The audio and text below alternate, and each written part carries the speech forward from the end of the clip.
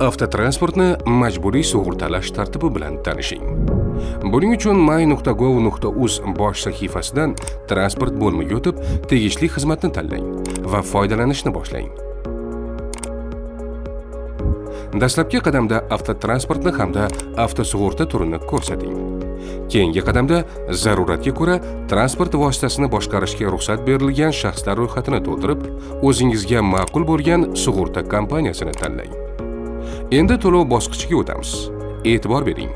Davlat xizmatlari uchun barcha to'lovlar raqamli hukumatning yagona billing tizimidan o'tadi.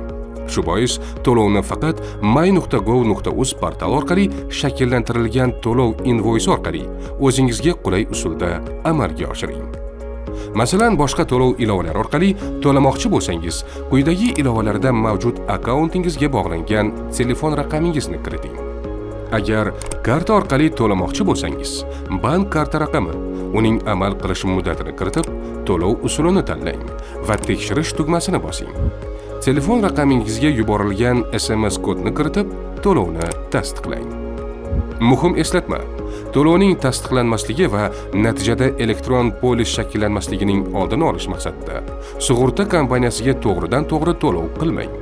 Xizmat uchun to'lovni faqat my.gov.uz portalidagi usullar orqali amalga oshiring. Agar to'lovni noto'g'ri amalga oshirgan bo'lsangiz, yordam uchun sug'urta kompaniyasiga murojaat qilishingiz mumkin.